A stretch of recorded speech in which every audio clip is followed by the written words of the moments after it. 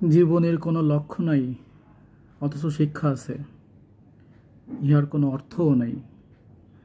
রবীন্দ্রনাথ ঠাকুর। অসীম দয়ালু পরম করুণাময় আল্লাহর নামে শুরু করছি। In the name of Allah, the entirely merciful, the specially merciful.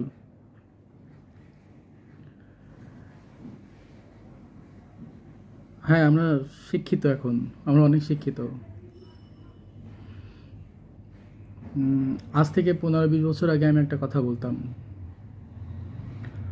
তখনও কিছু জানতাম না, এখনও কিছু জানি না, বাট বলতাম যে একটা সময় আসবে আমাদের দেশে ডিগ্রি আমরা ঝুড়িতে করে বিক্রি করব। এই নেবেন নাকি বিবিএ, নেবেন নাকি MBA. The time has come, it's happening right now in front of our very eyes, but we couldn't see. আমাদের শিক্ষার লক্ষ্য একটাই, টাকা ইনকাম করা। টাকা, অনেক টাকা। কত টাকা জানেন? অনেক টাকা। আপনার আজকে একটা বিএমডাব্লিউ গাড়ি আছে, সুখী আপনি? বলতে পারবেন বুকে হাত দিয়ে? আপনি বলতে পারলেও তো আমি বিশ্বাস করব না, কিংবা আমি যদি বলতে পারি আপনি বিশ্বাস করবেন না।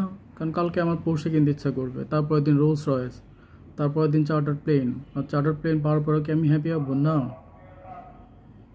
আমার আরও অনেক কিছু দরকার আছে, অনেক কিছু চাহিদা আছে। এটা হচ্ছে আমাদের এখন শিক্ষা ব্যবস্থা। আমাদেরকে শিখাচ্ছে যে you you have to be rich, you have to be you have to be extremely rich by means of by dint of. তোমাকে টাকা ইনকাম করতেই হবে, কারণ আসলেই তো টাকা ছাড়া কোনো কোনো কোনো জায়গায় দাম নেই। টাকা ছাড়া কোনো সম্মান আছে? আপনার পকেটে টাকা না থাকলে আপনাকে কেউ দাম দিবে?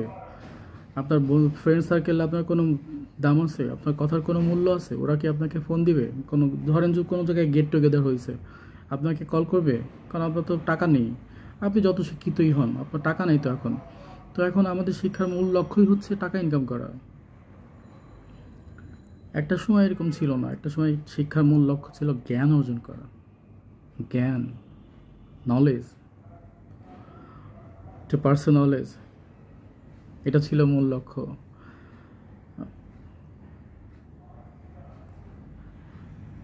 এটা গল্প বলি, তার আগে বলিনি আমাদের সন্তানদেরকে আমরা কী শিখাই জানেন? ভালো করে লেখাপড়া করো বাবা। আমাদের পাঠ্যপুস্তকেই আছে, লেখাপড়া করে যে গাড়ি ঘোড়ায় চড়ে সে। আমার আপত্তি নেই ব্যাপারটাতে, হতে পারে, ঠিক আছে, ফাইন।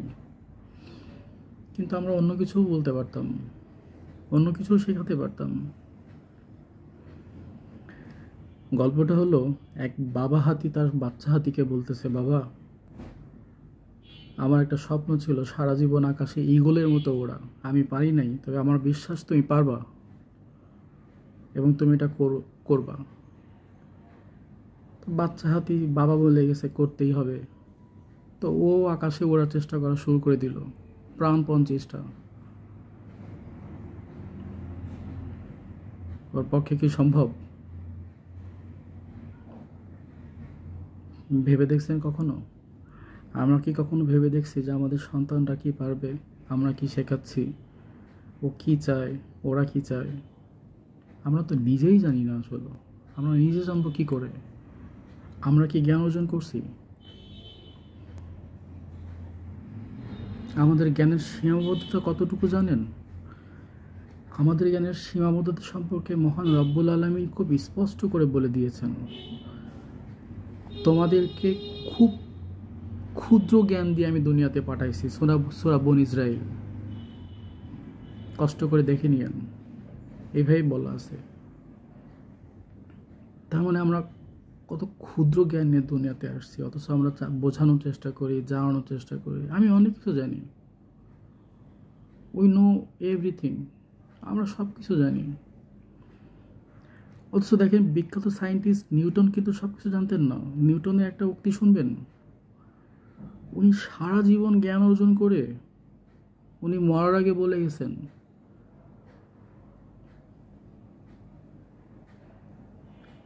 জ্ঞানের সমুদ্রের বালুকণার বেলায়, বেলা মানে কিন্তু পড়ন্ত বেলা না, বেলা মানে হচ্ছে তীর। জ্ঞানের সমুদ্রের বালুকণার বেলায় আমি শামুক আর ঝিনুক নিয়ে খেলা করেছিলাম, অথচ অথই জ্ঞানের সমুদ্র আমার অজানাই রয়ে গেল। আর একজন বিখ্যাত দার্শনিক আছে সক্রেটিস, ওনার একটা উক্তি শুনবেন, এটা ভাল লাগবে। উনি বলছেন, অর্থাৎ আমি নিজেই জানি না, কিংবা যদি কথাটা এইভাবে বলি যে আমি একটাই বিষয় জানি, যে আমি কিছুই জানি না। আর আমরা অনেক কিছুই জানি।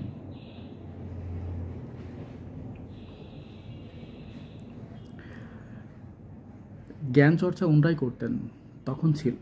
এখন জ্ঞান চর্চা নেই, এখন এটাকে জ্ঞান চর্চা বলা যায় না। হ্যাঁ, জ্ঞান চর্চা একেবারে ঢালাওভাবে যদি বললি না, হচ্ছে। এখনও পৃথিবীতে অনেক মানুষ আছে যারা আসলে জ্ঞানের অন্বেষণ করেন, জ্ঞানের পিছনে ছোটেন। They are pursuing knowledge, not happiness. They are pursuing only knowledge and wisdom.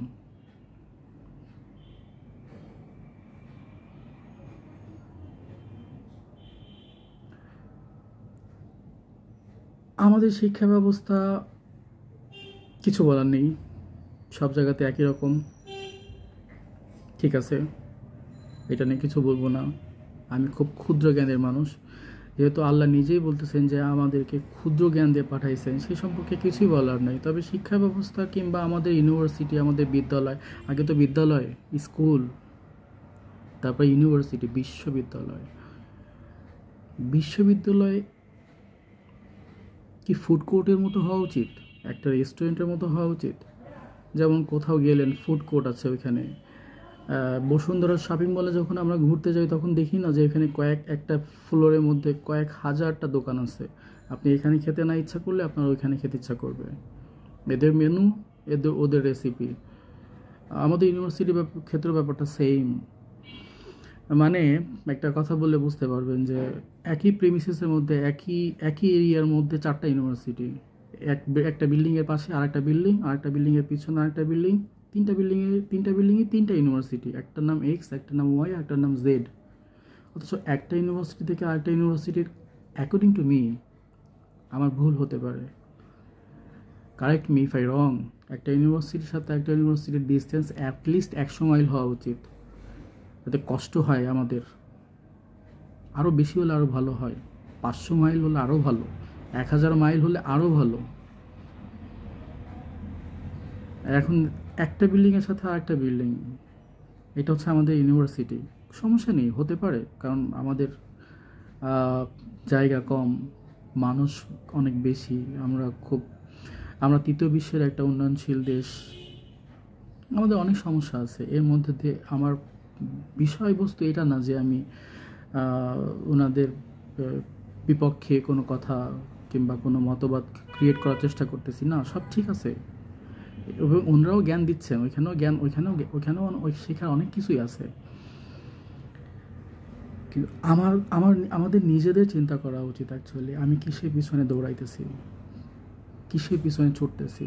যেহেতু আমাদের জ্ঞান একেবারেই সীমাবদ্ধ, আর একটাই মাত্র জীবন আমাদের, কি শিখতেছি, কি শিখে যাইতেছি, আমাদের সন্তানদেরকে কি শেখাচ্ছি।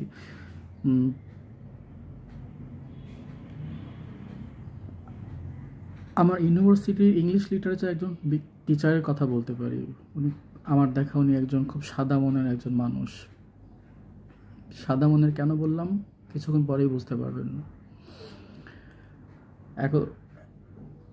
একবার উনি খুব আক্ষেপ করে বলেছিলেন যে আমি আমার সন্তানদের জন্য কোনো ব্যাংক ব্যালেন্স, কোনো অর্থ সম্পদ কিছুই রাখতে পারি নাই। আমার মরার সময় যদি চলে আসে, আমি ওদের ডেকে সবাইকে বলবো যে আমি তো তোদের জন্য কিছু রাখি নাই, তো ঘরে একটা লাইব্রেরি আছে, ওর মধ্যে অনেকগুলো বই আছে, তোরা এখান থেকে শিখিস, জ্ঞান অর্জন করিস, তারপর তোরা নিজেরাই ইনকাম করিস। উনি কিন্তু আক্ষেপ করে বলেছিলেন।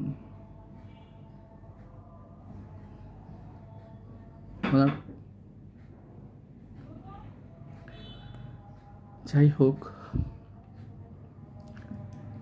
যেহেতু আমাদের জ্ঞান সীমাবদ্ধ, সো এর মধ্য দিয়েই আমাদেরকে অন্বেষণ করতে হবে, খুঁজে নিতে হবে আসল পথ, সত্যের পথ, যে পথ আমাদেরকে সত্য শেখাবে। পরিশেষে পবিত্র কোরআন থেকে একটা আয়াত কোট করতে পারি। মহান আল্লাহ রাব্বুল আলামিন বলতেছেন আমাদেরকে, প্রত্যেক জ্ঞানীর উপরে আছেন একজন মহাজ্ঞানী।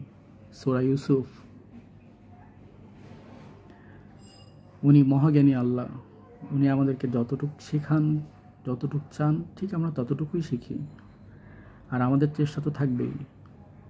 ধন্যবাদ সবাইকে। সালামু আলাইকুম।